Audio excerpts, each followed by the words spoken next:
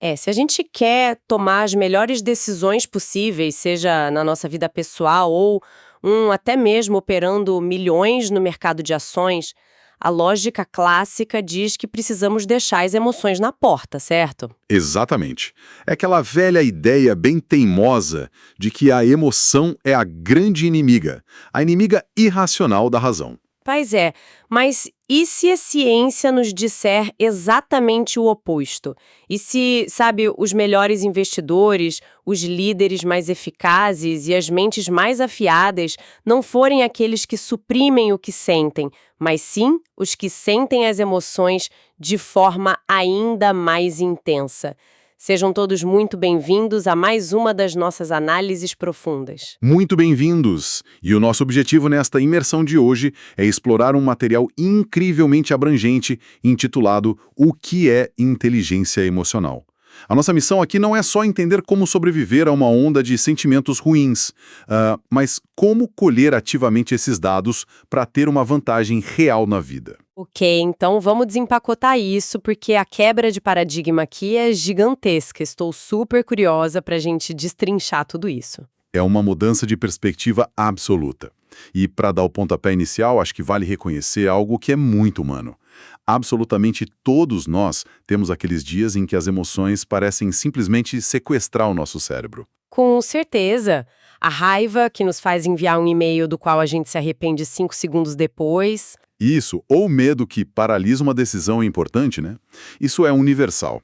Mas a provocação central das pesquisas que estamos analisando hoje é a seguinte: e se houvesse uma forma sistemática de mapear esse caos? E se a gente pudesse usar a emoção não como um ruído que atrapalha o sinal, mas como o próprio sinal? O que é fascinante aqui é que estamos falando de algo que afeta desde o nosso bem-estar mental mais íntimo até, sabe, o nosso teto de sucesso lá no ambiente de trabalho. Exato. Afeta literalmente tudo. E é justamente por isso que este nosso mergulho de hoje é tão essencial. Para quem nos acompanha e já tem uma noção básica de que precisamos lidar com sentimentos, bom, hoje nós vamos um passo além.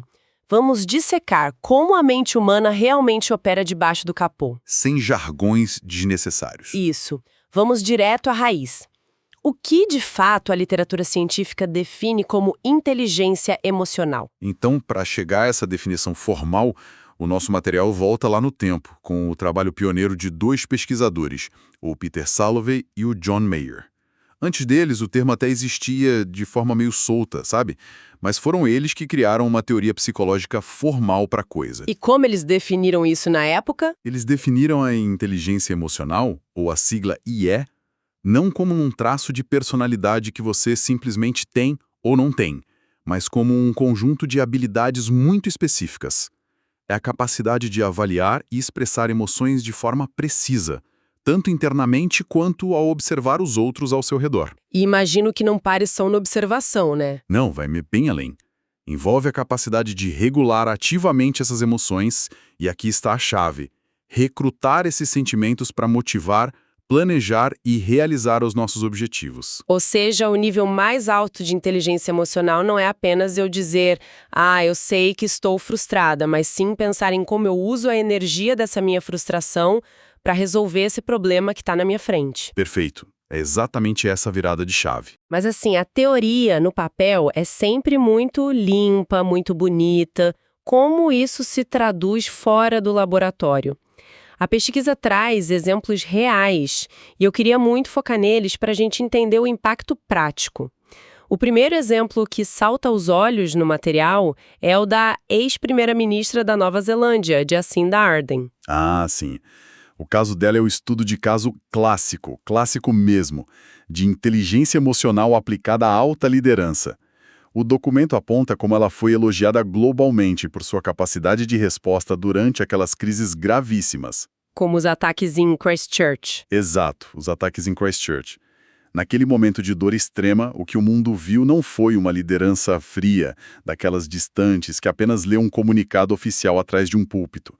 Ela demonstrou uma empatia profunda. Ela engajou com a comunidade afetada nos termos deles, né? Ouvindo ativamente, validando a dor daquelas pessoas. E a chave para isso, segundo a análise que estamos mergulhando hoje, é que essa conexão externa, autêntica que ela teve, deriva diretamente de uma altíssima autoconsciência.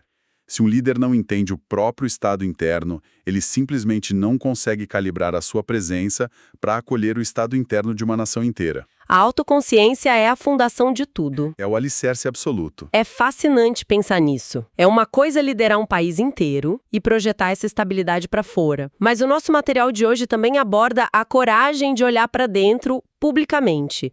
E aí eles trazem o exemplo do príncipe Harry, o duque de Sussex. Sim, um excelente ponto. A abertura dele sobre as próprias lutas com a saúde mental e a busca por terapia que ele relatou, isso tudo também é enquadrado no texto como um exercício prático de inteligência emocional. Porque quebra aquele silêncio todo, não é? Exatamente, o ponto central aí é a quebra do silêncio. Historicamente e culturalmente, a nossa sociedade ensinou de forma muito implícita e até explícita que os homens deveriam reprimir sentimentos complexos, resumindo quase tudo aquele estoicismo engessado ou, em muitos casos, a raiva. O famoso homem não chora. Pois é. Quando uma figura pública dessa magnitude resolve dar nome às próprias vulnerabilidades e expressa isso de forma clara e aberta, ocorre uma mudança de paradigma enorme. A habilidade de identificar a própria dor e buscar ferramentas adequadas para regulá-la é a essência da inteligência emocional. E quando ele faz isso publicamente, ele ajuda a quebrar um estigma massivo sobre a saúde mental masculina. Sem dúvida, o impacto cultural de simplesmente dar nome às emoções é vital. Mas eu confesso para você que eu sempre imaginei ambientes, como o mercado financeiro, por exemplo, como redutos de pura frieza. Sabe aquela imagem do lobo de Wall Street calculista, que deixa as emoções trancadas em casa? A imagem clássica dos filmes. Aqui é que a coisa fica realmente interessante, porque a pesquisa mostra exatamente o contrário disso. Tem um estudo incrível conduzido por Seal e Barrett com investidores do mercado de ações. Como que a emoção ajudou essas pessoas a investir melhor? Olha, esse é provavelmente um dos dados mais contraintuitivos e brilhantes de todo o nosso material. A lógica dita que a emoção turva o julgamento financeiro, certo?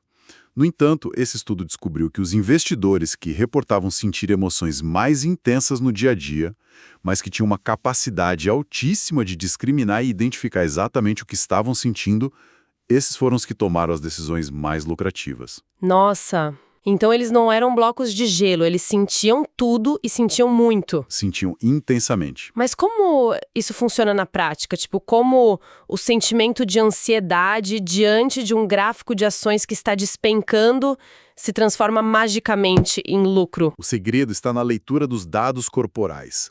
O psicólogo Daniel Goleman chama isso de regras de decisão inconscientes.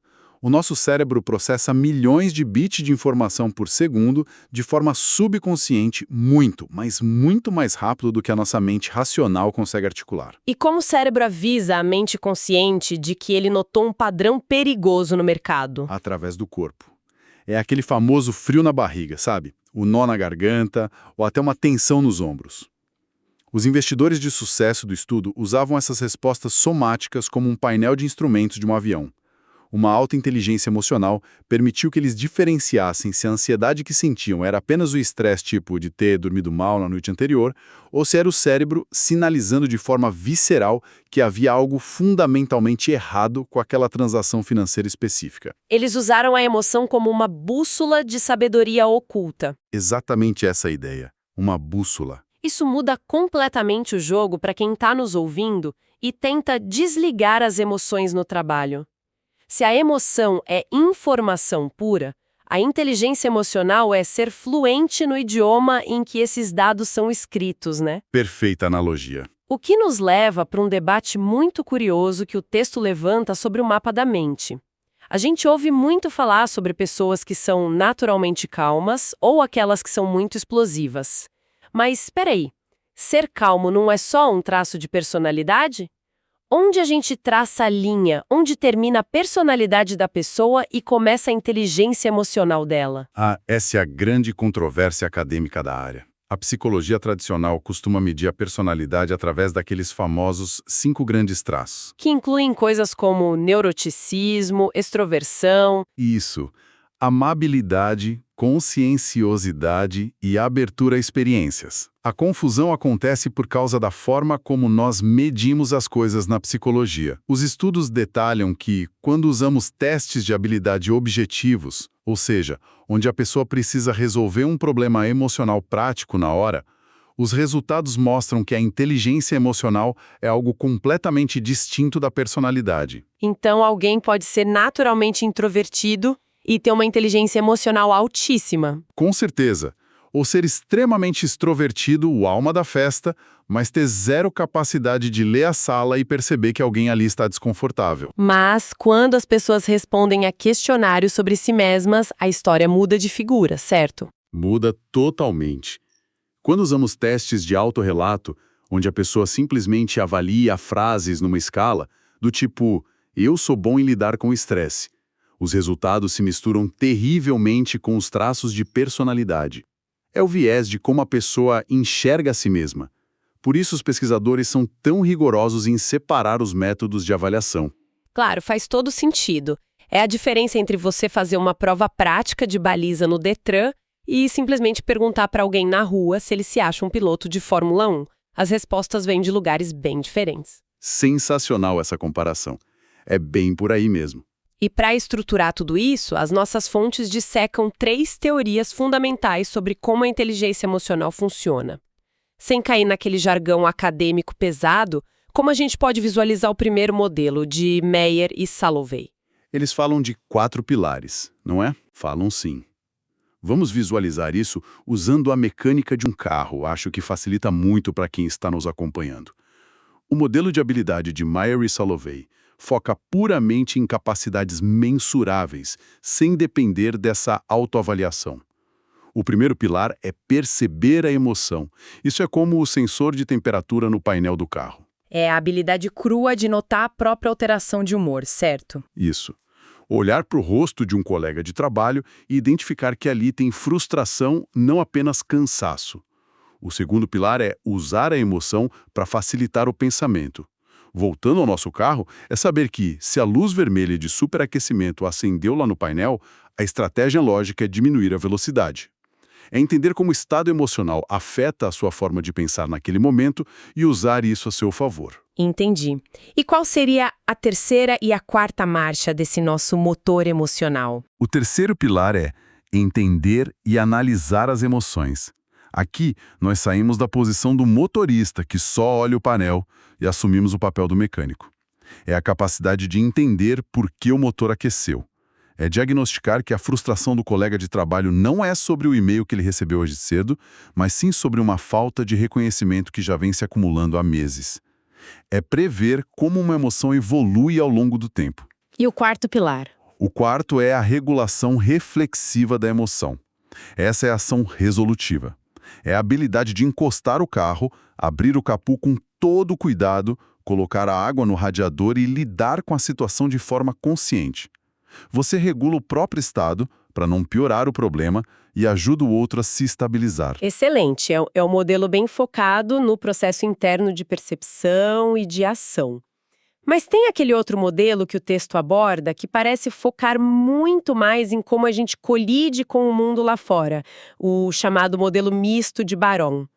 Como que ele difere dessa nossa visão do carro? O modelo de Baron é muito mais comportamental e pragmático.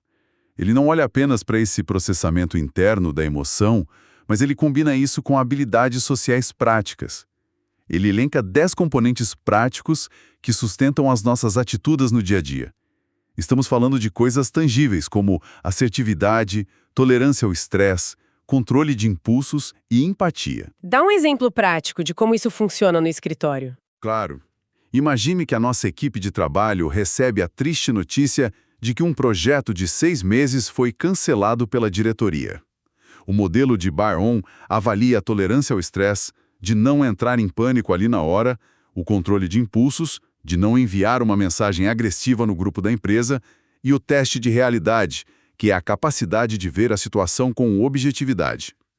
Ele também inclui uns facilitadores, como o nível de otimismo e a independência da pessoa para navegar por essa crise toda. O que nos leva ao elefante na sala. A terceira teoria que o material cobre é a do Daniel Goleman, que foi quem realmente popularizou o termo nos anos 90.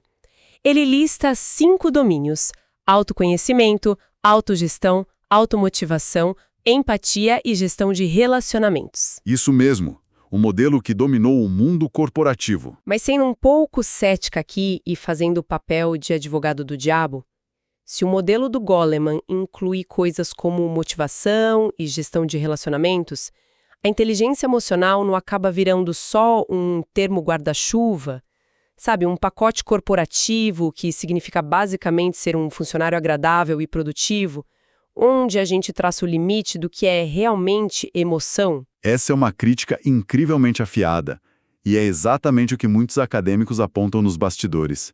Eles argumentam que o modelo de Goleman é muito amplo e, sim, se sobrepõe a traços genéricos de competência social. E qual é a defesa dele, então? A defesa desse modelo, e a razão pela qual ele é tão predominante até hoje nas empresas, é que Goleman tem um foco implacável no potencial aplicado. Ele não está tão preocupado com a pureza acadêmica isolada do conceito de emoção, mas sim em como essas competências juntas predizem o sucesso real. Por exemplo, imagina que ocorre a perda de um prazo importante de entrega. O caos se instaura. Pois é. Um gestor com baixa inteligência emocional baseada no modelo de Goleman pode transferir a culpa, gritar e destruir completamente a motivação da equipe. Já o gestor com alta inteligência emocional reconhece a falha dele mesmo, gerencia a própria frustração inicial, entende o desânimo da equipe através da empatia e usa a gestão de relacionamentos para realinhar todo mundo para o próximo prazo. É uma visão altamente pragmática para resultados. Então, trazendo isso de forma bem concreta para a realidade de quem está ouvindo e pensando na própria carreira, se olharmos para os dados empíricos compilados pelas nossas fontes, qual é o impacto real da inteligência emocional no desempenho profissional? Vale a pena investir tempo, energia nisso, financeiramente falando? Os dados são categóricos nesse aspecto. Múltiplas pesquisas compiladas no material mostram que a inteligência emocional é capaz de prever o desempenho no trabalho tão bem quanto e frequentemente até melhor do que o QI tradicional, aquele teste de inteligência cognitiva. Melhor que o QI? Sim, e ela faz isso promovendo o que o meio chama de cidadania organizacional. São aqueles comportamentos invisíveis que não estão descritos em nenhum contrato de trabalho ou na descrição da vaga, mas que mantêm as engrenagens da empresa rodando suavemente. Sabe o que é? É ajudar um colega sobrecarregado sem ninguém pedir, é mediar um pequeno conflito antes que ele vire uma bola de neve, é manter o moral alto no cafezinho. E isso afeta a liderança diretamente. Muito. Tem um estudo focado em liderança que revelou que a inteligência emocional é o fator determinante para a eficácia dos chamados líderes transformacionais. O líder que inspira mudanças profundas e sustentáveis invariavelmente tem uma alta capacidade de entender e gerenciar o clima emocional ao redor dele. Tudo isso soa fantástico, um verdadeiro superpoder, mas me gera uma ansiedade enorme. Afinal, se isso é tão crucial para o nosso sucesso, a grande dúvida que fica é: dá para aprender isso depois de adulto? Ou é uma loteria genética onde alguns nascem diplomatas natos e outros nascem explosivos para sempre? A boa notícia das nossas fontes é que a neuroplasticidade joga a nosso favor. Ufa! O material cita um estudo de cair o queixo, conduzido por Nellis e outros pesquisadores. Eles pegaram um grupo de pessoas comuns e as submeteram a um treinamento bem específico de inteligência emocional. E a grande surpresa não foi apenas que o treinamento funcionou, mas o tempo curto que levou. Como assim? Foi rápido? O tempo é o detalhe mais chocante dessa pesquisa. Foram apenas 10 horas de treinamento em grupo. O programa incluiu uma mistura muito prática de palestras curtas, encenação de papéis, discussões mediadas entre eles e a manutenção de diários emocionais. E 10 horas foram suficientes. Sim. Após essas parcas 10 horas, a capacidade dos participantes de identificar e gerenciar emoções melhorou de forma drástica, mensurável e, o mais importante de tudo, quando os pesquisadores voltaram a testar essas pessoas 6 meses depois, os benefícios haviam se mantido intactos. Nossa, então não foi apenas um efeito placebo de motivação passageira de fim de semana de sair de um evento animado. Houve uma alteração real na forma como processavam o mundo. Uma mudança comportamental sustentável. Mas não deve ser tão simples replicar isso na vida real, no dia a dia. Quer dizer, ler um livro ou fazer um diário é uma coisa. Agora, mudar o comportamento na hora que o sangue ferve de raiva é outra, bem diferente. O texto cita o trabalho de Chernes e as dificuldades de ensinar isso nas organizações. Eles fazem uma distinção que eu achei simplesmente brilhante entre o aprendizado cognitivo e o aprendizado emocional. É o coração da mudança, essa distinção. É basicamente a diferença entre saber racionalmente que algo faz mal e realmente parar de fazer na prática, não é? Exato. E essa é a armadilha na qual a esmagadora maioria dos programas de treinamento corporativo cai. O aprendizado cognitivo é intelectual. Ele acontece lá no nosso neocórtex. É você ler um artigo bacana e pensar, nossa, faz todo sentido, eu preciso parar de gritar quando eu fico estressado. O cérebro entende o conceito imediatamente na teoria. Mas e o aprendizado emocional? O aprendizado emocional exige o envolvimento do sistema límbico e a reconfiguração de vias neurais que muitas vezes foram cimentadas no cérebro durante décadas. O material dá um exemplo prático brilhante para isso. Imaginemos o hábito de se isolar. Quando o estresse atinge níveis críticos no trabalho, o instinto automático de muitas pessoas é se fechar, cortar a comunicação e se afastar de todos. É o famoso entrar na caverna. Isso mesmo. O aprendizado emocional não é apenas a epifania intelectual de que a caverna é um lugar ruim que não resolve o problema. É o processo excruciante e doloroso de desaprender ativamente essa fuga automática e construir um novo caminho neural que diga, olha, estou estressado, logo vou pegar o telefone e procurar a minha rede de apoio. Exige prática constante, muita repetição e enfrentamento daquele desconforto inicial, até que o novo comportamento se torne, de fato, um novo padrão. É fisiológico, não é apenas filosófico. É uma verdadeira musculação para as reações da mente.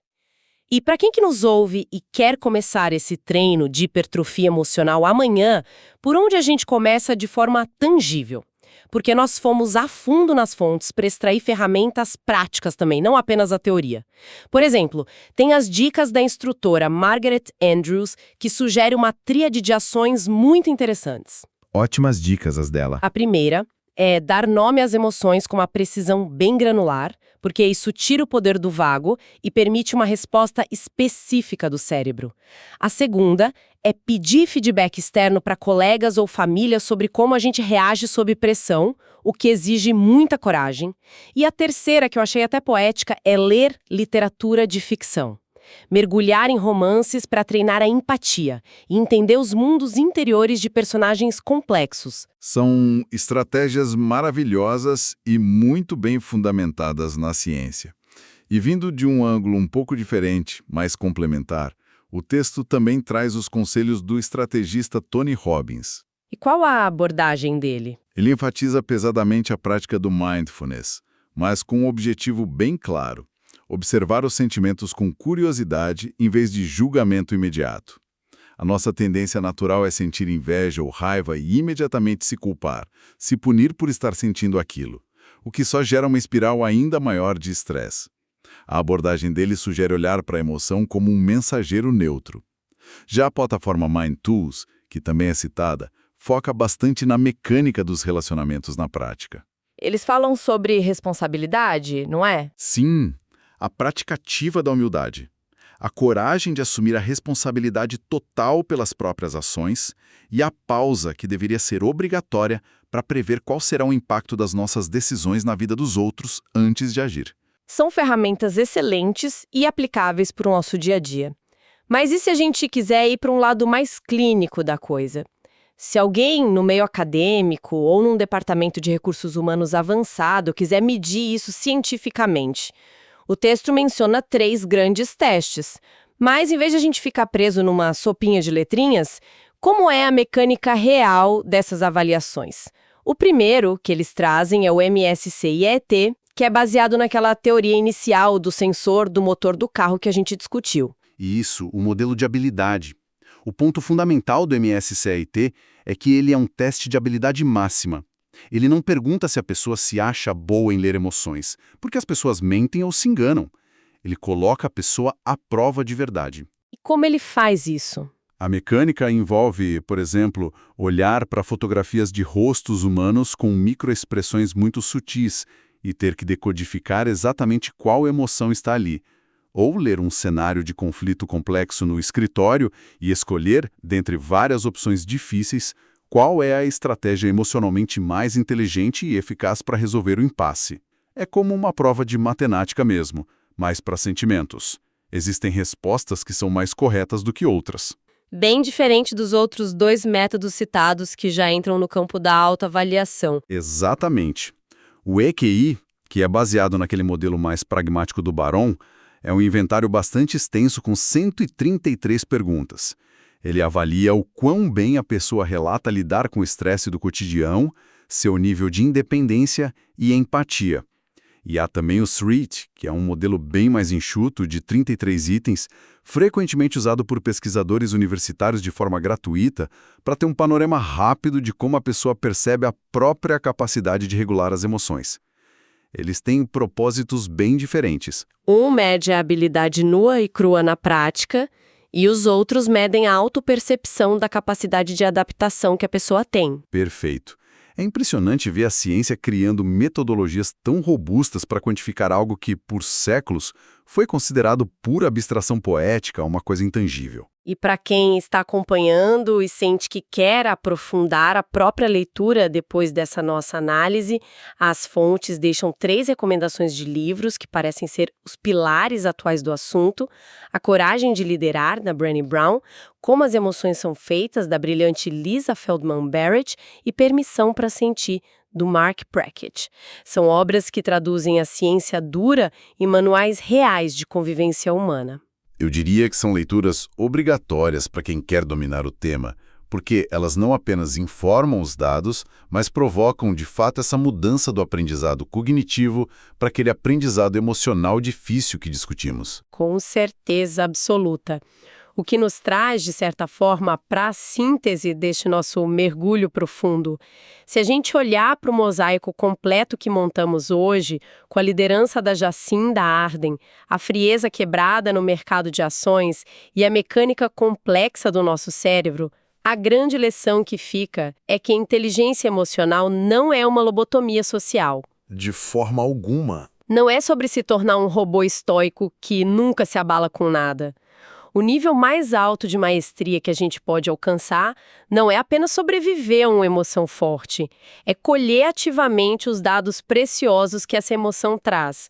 E, claro, reconhecer que entender a teoria hoje é só nossa linha de partida. A corrida de verdade é a prática diária, constante e super desconfortável de forjar novos caminhos neurais. É o resumo perfeito da situação. E para dar o devido peso histórico a essa ideia de que a emoção não é uma falha de design humano, mas sim um recurso vital, nosso texto de apoio resgata uma visão de Platão. Milênios atrás, ele escreveu que o comportamento humano flui de 3 fontes principais: o desejo, a emoção e o conhecimento. É reconfortante ver que a emoção sempre esteve ao lado do conhecimento. Sempre teve. O que os testes, as pesquisas rigorosas e a ciência moderna fizeram por nós hoje foi apenas nos entregar o dicionário, para que finalmente pudéssemos traduzir e entender o que essas emoções estão tentando nos ensinar desde sempre. Sensacional! Nós finalmente ganhamos acesso ao dicionário. E para fechar nossa imersão de hoje, quero deixar um pensamento provocativo. Uma semente para germinar na mente de quem nos acompanha até o nosso próximo encontro. Apoiando-se na ideia trazida pelo Tony Robbins de que as emoções nunca estão erradas e operam como mensageiros, como os nossos conflitos diários poderiam mudar radicalmente se a gente simplesmente parasse de lutar contra nós mesmos? Se amanhã, diante de uma onda súbita de raiva durante uma reunião tensa no trabalho, um aperto forte de ansiedade diante de um projeto novo, a gente não tratasse isso como uma fraqueza que precisa ser escondida a todo custo, mas sim como um pacote de dados valioso, um aviso vital do nosso próprio corpo, implorando para ser lido, decodificado e usado a nosso favor. Fica essa reflexão profunda para continuarmos aprimorando a nossa mente. Muito obrigada pela excelente companhia nesta análise profunda e até a nossa próxima imersão.